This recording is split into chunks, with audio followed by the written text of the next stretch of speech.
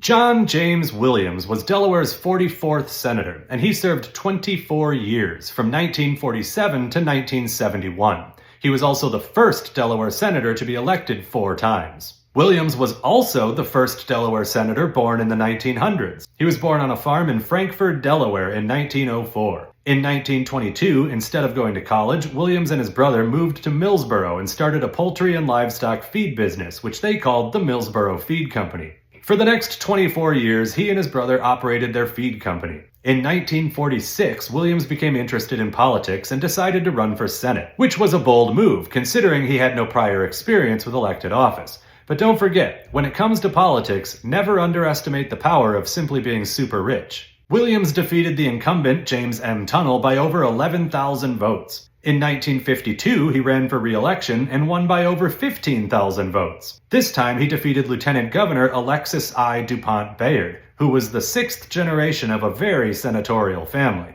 In 1958, Williams won again, defeating Elbert Carvel and becoming the first Delaware senator since George Gray to be elected 3 times, and the first one since Eli Salisbury to actually serve 3 full terms. In 1964, he decided to go for a 4th term. It was a rematch with Elbert Carvel, and although it was closer, Williams won, becoming the first Delaware senator to be elected 4 times. During his time in the Senate, Williams earned the nickname Whispering Willie. Walter Cronkite even once said, "He was known as Whispering Willie because he mumbled when he spoke and his voice hardly carried across the room." But my favorite thing about John J. Williams is that he was a big believer in a mandatory retirement age from Congress. He chose not to run for another term in 1970 because, in January 1971, when his present term would end, Williams would be approaching the age of 67. Were he to win another term, he would be nearly 73 when he retired. Williams believed that by then he would be too old to carry out his senatorial duties at the level that he demanded of himself.